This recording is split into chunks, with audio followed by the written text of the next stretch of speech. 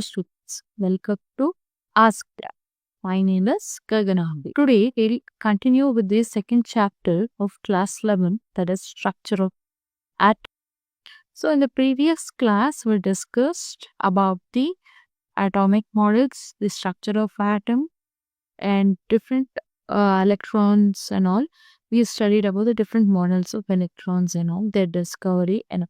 So in today's class we'll further move on to the next scientist who discovered the nuclear model of an atom. So we studied atomic model. Now we are studying nuclear model of an atom. So the Rutherford was a scientist who discovered the nuclear model of an atom. So what did he say, Rutherford? Basically, the positive charge and the mass of the atom is densely concentrated in extremely small region.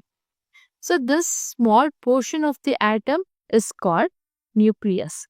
As it is densely concentrated and it holds all the positive charge, it is called nucleus. And this nucleus is surrounded by electrons which move around the nucleus with a very high speed in circular paths called orbits. So what happened, this nucleus, as it is surrounded by electrons, it moves around the nucleus. These electrons start revolving around the nucleus and this revolving path is called orbit, and he resembled this as to the solar system. How solar system, sun plays a major role and the planets are revolving around it. In the same way, he took the sun as a nucleus and the electrons as the planets revolving around the sun. And these electrons and nucleus are held together by electrostatic force of attraction. So then what are the drawbacks of Rutherford's model of an atom? According to electromagnetic theory of Maxwell, so electromagnetic theory was proposed by Maxwell. So Maxwell stated that when charged particles are moved or accelerated, it should emit some electromagnetic radiation. So this cannot be proposed or it cannot be shown by planets because they are not charged, they are uncharged species. Whereas in atom, as electrons are negatively charged, they show the revolving property, the electromagnetic radiation emitted when they are accelerated. So if an electron in an orbit will emit radiation and it moves to the electronic motion, that is the motion of an electron is called electronic motion. As a result of the motion, the orbit will continue to shrink as the electrons start emitting the radiation, that is the electromagnetic radiation. And the calculation, what does the calculation show? That it should an electron should take only 10 power minus 8 seconds to revolve around the nucleus or to undergo one rotation. So but exactly this do not happen, and this was not explained by the Rutherford, as Rutherford model did not explain about the stability of an atom. So at what speed the electron revolve around the nucleus, I couldn't explain. And how the electrons are arranged inside the nucleus, around the nucleus, how the electrons are arranged, and about the protons, how many protons exactly are present in the nucleus and all, he couldn't explain. And what are the energy of the electron which is present around the nucleus also couldn't be explained by Rutherford. So the next is the developments which led to the formation of the Bohr's model of an atom, as Rutherford model was a failure. So in the Bohr's model, what did Bohr observe? So with the interaction of the electromagnetic radiation regarding with the help of the structure of atoms and molecules, that he utilized this Rutherford model and he gave the dual electromagnetic, that is, the character is dual. Electromagnetic radiation has both character, that is wave nature and particle nature. And the experiments regarding the atomic spectra was explained by the quantized electron energy levels in atoms. So the next concept is wave nature of electromagnetic radiation. So James Maxwell was the first to give comprehensive explanation about the interaction between the charged bodies and the behavior of electrical and magnetic fields on macroscopic level. The electrically charged particle moves under acceleration. So what happens? Alternating electric and magnetic fields are produced and they are transmitted. These fields are transmitted in the form of waves called electromagnetic waves or electromagnetic radiation. As these waves moves in the form of alternating electric and magnetic field, they are called the electromagnetic waves. So then what are the properties of electromagnetic radiation?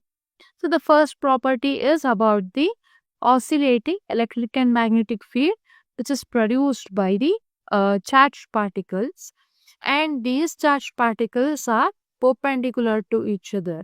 As they are perpendicular to each other, they are also perpendicular to the direction of the propagation of the wave. How sound waves are produced in water, as they do not require any medium. It is also an electromagnetic wave and it can move even in vacuum. And electromagnetic, it is a spectrum. A spectrum consisting of radiation where each differ in wavelength or frequency. So, depends upon the wavelength and the frequency, the radiation varies in the electromagnetic spectra. So, the units which are used to represent the electromagnetic radiations are, these radiations are characterized by the properties, namely frequency and wavelength. The SI unit for frequency is Hertz and it is named after the scientist Heinrich Hertz. And frequency is defined as the number of waves that pass through a given point in 1 second. So in vacuum, all types of electromagnetic radiations, regardless of wavelength, travel at the same speed. That is 3 into 10 power minus 8 meter per second. Irrespective of the wavelength, the electromagnetic radiation travel with the same speed. And this is called speed of the light and it is represented by a symbol C. The frequency, wavelength and velocity of light are given by the equation, as these three plays a very important role in determining the electromagnetic spectrum. They are grouped together and they are given by an equation, that is C is equals to nu lambda. C is the velocity of light, nu is the frequency and lambda is the wavelength. So these are the colors which are present in the visible spectrum: a violet, blue, green, yellow, orange, red. So based upon the intensities of the wavelengths, different colors are emitted by the electromagnetic spectrum. This is the electromagnetic spectrum. They are grouped according to the increasing wave number of wavelengths. That is, if radio waves is 10 to the power of 3, microwave is 10 power minus 2, infrared is 10 power minus 5, and visible is 10 power 6, ultraviolet is 10 power minus 8, X-ray is 10 power minus 10, and gamma rays is 10 power minus 12. This is how the ray is. And here the waves are very closely packed. But here, as the wavelength is more, the length of the wave is more here in these regions, it is farly present. It is farly grouped. The frequency is 10 power 4, it is 10 power 12, here is 10 power 50, 60, 10 power 18 and 10 power 20. This is how it is related. Different regions of the spectrum are identified by different names. So some examples are radio frequency region around 10 × 6 hertz. It is used for broadcasting, as we see in the radios and all. We listen, that is through the radio waves we can hear to radio. So the next is wave number. So wave number is defined as the number of wavelengths per unit length, and its units are reciprocal of wavelength, that is per meter, and it is written as per centimeter. The next, still now we studied wave nature of electromagnetic radiation. So the next one is particle nature. According to the particle nature, Planck's quantum theory, the nature of emission of radiation from hot bodies. So that is called black body radiation. Ejection of electrons from metal surface when radiation strikes it. This is called photoelectric effect. Variation of heat capacity of solids as a function of temperature, and line spectra patterns with respect to the hydrogen. So the next is, the first concept we have studied here is in the particle nature, that is black body radiation. So what is black body? Any body which emits and absorbs radiation of all the frequencies uniformly. This is called black body, and the radiation which is emitted by such a body is called black body radiation. And this black body is a cavity, and it is with a tiny hole, and it has no other opening, and the ray will enter through the pole and it is reflected within the walls of the cavity, and then it is absorbed. First it is reflected, then it is absorbed, and this black body is called a perfect radiator of radiant energy, as it can absorb any sort of radiations. And it is also in thermal equilibrium with its surroundings. So surroundings doesn't impact its effect. And it also radiates same amount of energy per unit area as it absorbs from its surroundings in any given time. The amount of light is emitted, which is from the black body, and its spectral distribution, it only depends upon its temperature. At a given temperature, intensity of radiation emitted increases with the increase of wavelength. So as the radiation intensity increases, the wavelength also increases, and it reaches a maximum value at a given wavelength, and it starts decreasing with further increase in the wavelength. So first it increases, then it reaches the maximum, then it decreases. So if the temperature is more, maxima of the curve shift to shorter wavelength, and if the temperature is decreasing, the maxima of the curve shifts to longer wavelength. So many attempts are being made to check the intensity of radiation as a function of wavelength. But the result of the above experiment, it could not be explained satisfactorily on the basis of the wave theory of light. So the next is Planck's quantum theory. So what did Planck assume that? So Planck assumed that absorption and emission of radiation, it arises from the oscillator, that is the atoms from the wall of the black body. So he assumed the wall of the black body itself acts as a black body. So the frequency of oscillation is changed by interaction with the oscillators of electromagnetic radiation. See how the frequency is varied with the help of the oscillation of the electromagnetic radiation. And he assumed that the radiation can be further subdivided into discrete chunks of energy. So you can break up the radiation. And he even suggested that atoms and molecules They emit or absorb energy only in discrete quantities and not in continuous manner. So it could not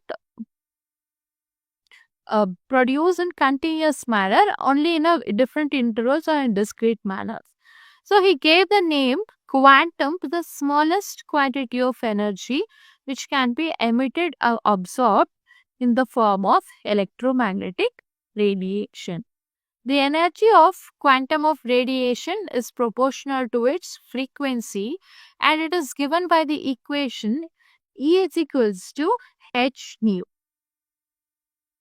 And the proportionality constant h is known as Planck's constant, and it has the value 6.626 into 10 power minus 34 joule second. And the Planck was also able to explain the distribution of intensity in the radiation from black body as a function of frequency or wavelength at different temperatures. So, with the help of the black body, he gave a conclusion about the how the intensity of the different wavelengths of radiation in the electromagnetic spectrum are identified. See, for an example, a person can stand or any on any step of a staircase, but it is not possible for him or her to stand in between the two steps. He cannot stand. Either he can stand on one or he have to lay down the another one. In the same way, energy can take only one values from the set. It cannot lie in between the any two. That is in the form of decimal and all, or in a form of fraction. You cannot write energies. So E is equals to 0 h nu, 2 h nu, 3 h nu, up to it continues up to n h nu. These are called the quantization, as we are converting the energies in the form of quantums, or it has a discrete units, and it is called quantizations of energies. And Hertz, he performed a very interesting experiment in which electrons were emitted when certain metals such as potassium, cesium, rubidium were exposed to light.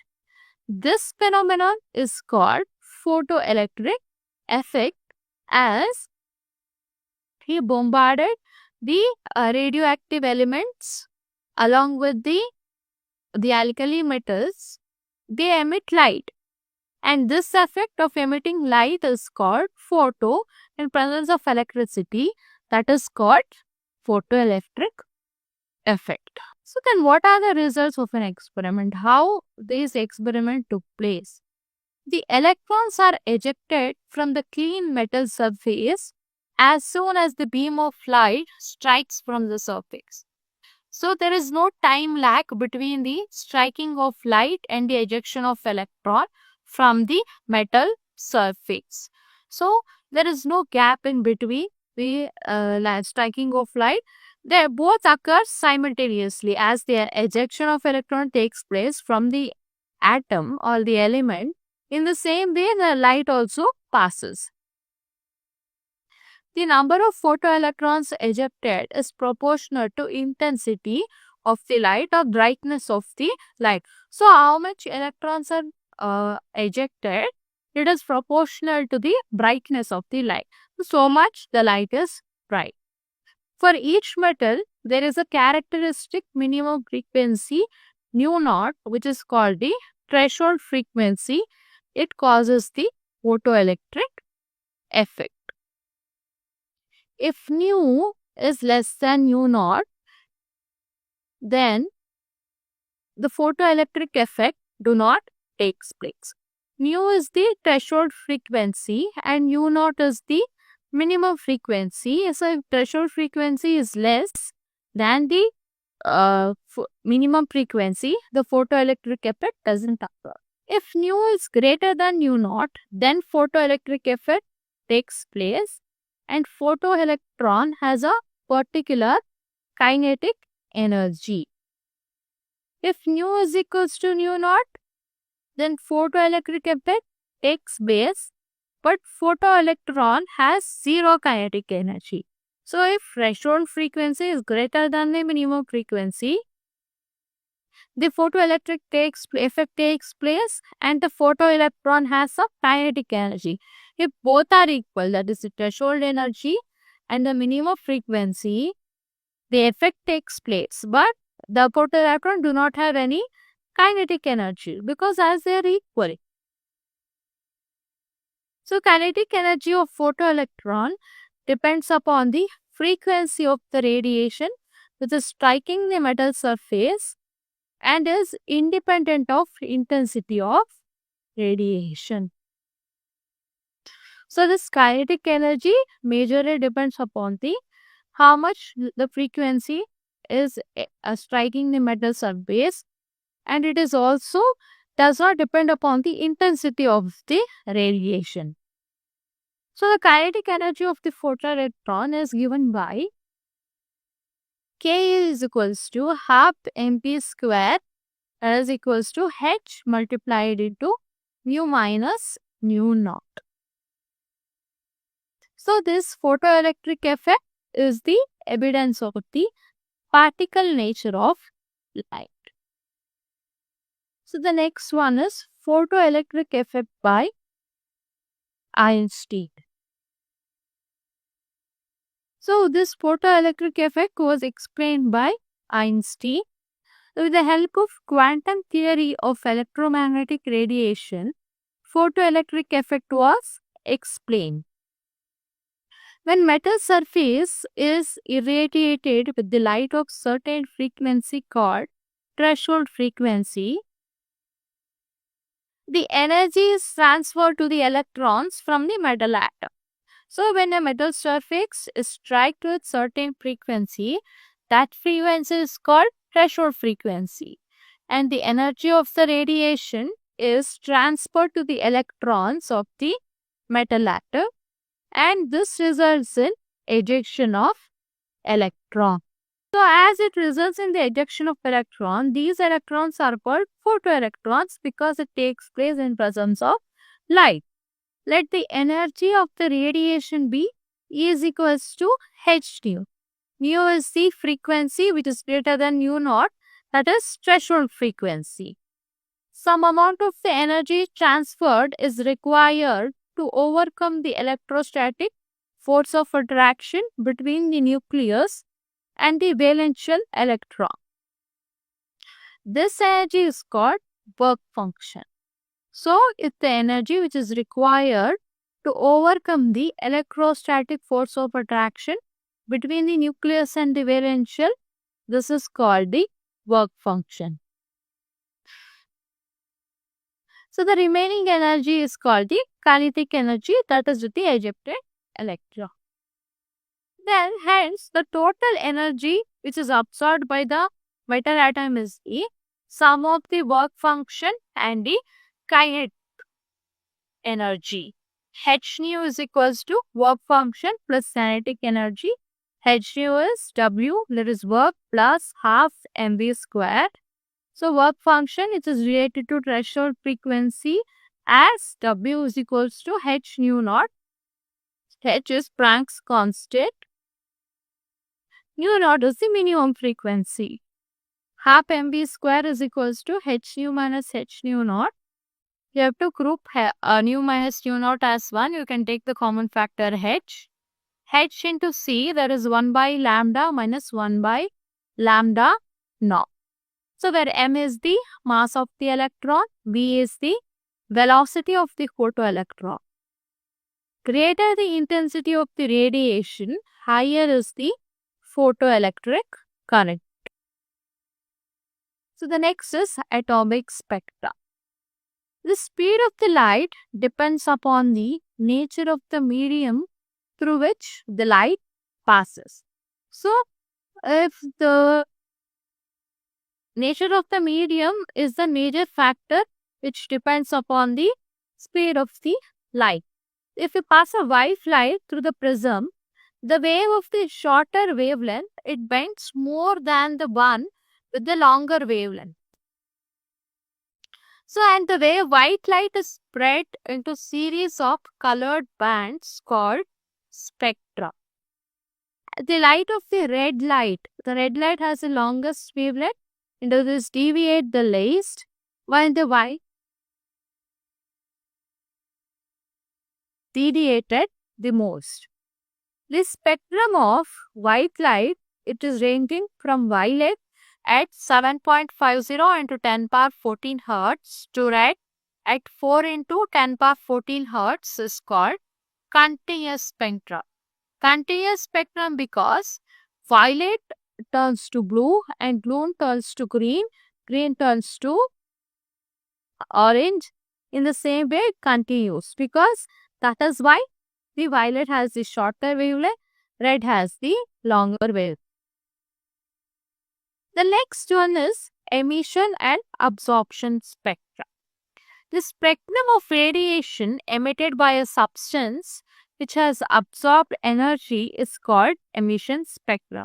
So, suppose if it absorbs energy, then it is emission spectrum. Atoms, molecules which have absorbed radiation are said to be excited. So, if the atom is said to be excited, then what happens? It has absorbed some radiation. In an emission spectrum, energy is supplied to a sample by heating it or irradiating it.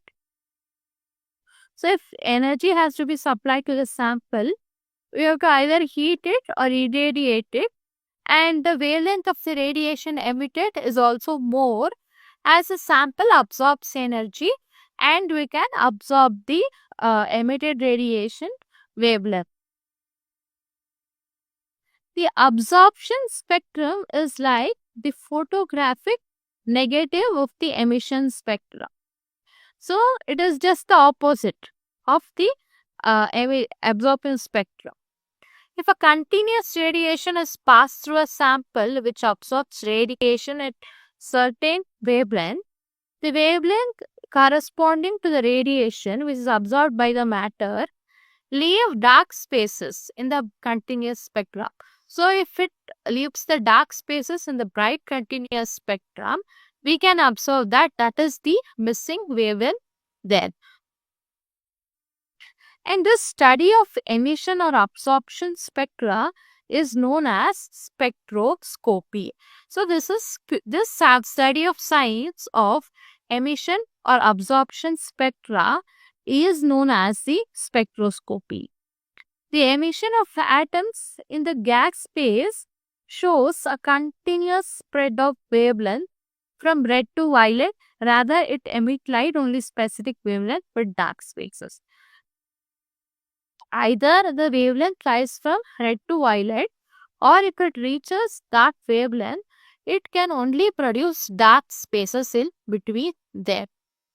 So, that spectra is called line spectra or atomic spectra because the emitted radiation is identified by the appearance of the bright lines. So, if any bright lines are appeared in the spectra, that is called the radiation emitted. And this line emission spectra are of great interest in the electronic structure of the atoms. We can study with the help of the line emission spectra, as each element has unique line emission spectra. And this line emission spectra is used to analysis in the fingerprint analysis, where the unknown persons and the forensic and all, with the help of the spectrum, we can analyze the difference with the help of the variations. And this exact matching of the lines of the emission spectra of the atoms with the known elements with the unknown sample. You know the general standard value of the wavelengths of the absorbed atom, and with the unknown sample, if you measure 2, you can identify the spectrum or what the radiation absorbed by the atom. So, elements like rubidium, cesium, thallium, indium, gallium and scandium were discovered when their minerals were analyzed with the help of the spectroscopic methods. When an electric discharge is passed through gaseous hydrogen, the H2 molecules dissociate and the energetically excited hydrogen atoms emit electromagnetic spectrum of discrete frequency. So through a gaseous hydrogen, if you pass an electric charge, the atom starts exciting with the help of the radiations produced. So this is called the hydrogen spectrum or the spectral series. So when hydrogen is excited, it returns back to the ground state by emitting energy which is already absorbed by it. And this energy is given out by atom in the form of radiations of different wavelengths as electron jumps from higher orbit to lower orbit. So thank you for listening this lecture, and if you have any doubts, feel free to comment below.